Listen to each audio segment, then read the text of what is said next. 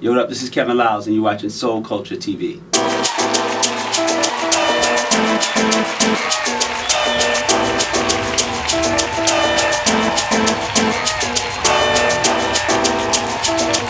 When you talk about things that I probably miss now, I miss the family.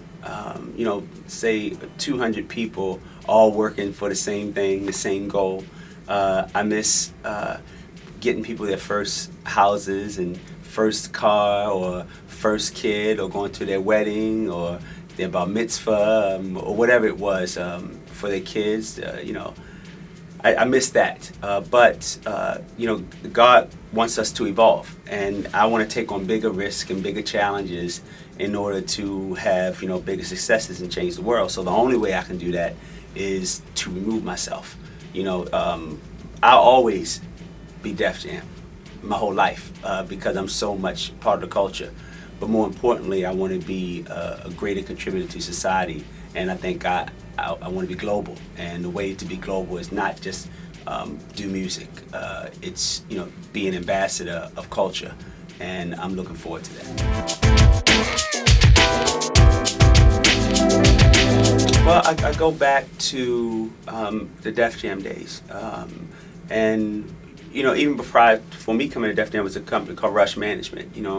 Everybody rolled with Rush. We were everything to everybody.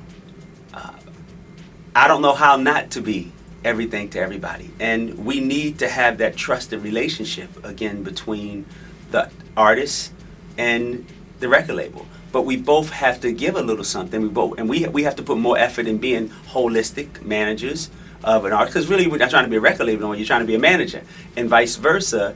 The artist has to be receptive to somebody working in their life 360. You should want a board of directors. Every big company, even a company doing $1 million, say a company doing $500,000 in revenue or $30-40 million in revenue, they have a board of directors. They have an executive team. They have somebody that sits and they talk about strategy. So why wouldn't you want that as an artist?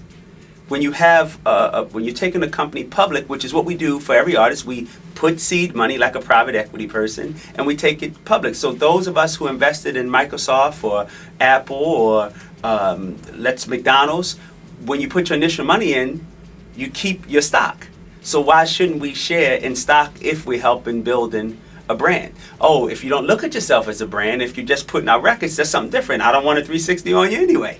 But if you're looking at yourself as a brand and you want to be managed holistically, and I do think artists need record companies, and let's not call them record companies, entertainment executives, and I do think that entertainment executives need to have a more personal, robust, holistic relationship with artists. What that looks like, some people, maybe 360 scares people. But if you sit and think about it, who was there when nobody else believed? Who gave the money when nobody else believed? Who put the time in? So why shouldn't they share? Now, if the entertainment company's not doing that, then they shouldn't share. I don't like passive participation in an artist's career. Nothing can be passive. It has to be active participation. Well, when you speak about management, and funny, with Trey has been a friend of mine. Trey is somebody, when I left Def Jam and went to Warner Music Group, he was an artist signed to one of the labels, Atlantic. And he was one of the first artists that I saw. I said, oh, he got something. He's a star. Let me get to know him. And he was living in Baltimore then, him and his mom. So, I'm from Baltimore, so I got to know him very well. And then he went through a situation with his prior management, his manager was my intern, one of my first interns ever in the music business for me.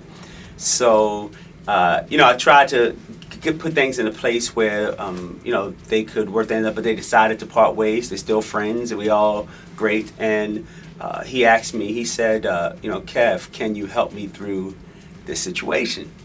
I said, no problem, but I want you to go see every manager out there. Go check out everybody, have conversations, talk to them, and then let's talk about who you should go with. I'm never thinking that I would do it because, I'm doing so many other things. But you find that God puts things and people in your life and times, and, it was one of those moments that, he came back and said, Kev, I think I should let you do it. I think, you should do it, And I said, well, let's discuss what that means. And it was no discussion. It was something that I think was heaven sent for both of us. And he's a very talented individual, and I look forward to not only taking him and helping him with his career, but also teaching him about life and mentoring him from boys to men, as they would say. And it's been a great ride so far.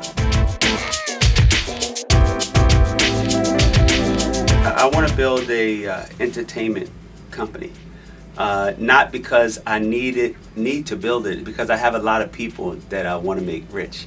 And I have a lot of people that I want to change their lives, and I want to give them an opportunity that was given to me by Russell and Lyor, and build something special. So the way to do it, I have to go back in, as I call it, to do it. So I have to get a lot of young people around me and build some special things. And then hopefully they'll grab the torch, and make my life easier. But I'm going to go back in for Young America, because I think it's needed. I think it's missing, and the mentorship needs to be there. So, yes, a label. To call it a label, I'm not sure if I want to call it, a label. But it will be an entertainment company. Talent across the board. Soccer players, football players, basketball players. It doesn't matter. If you're talented, I want you. If you're talented, because I want to bring something very special to the marketplace, holistic management.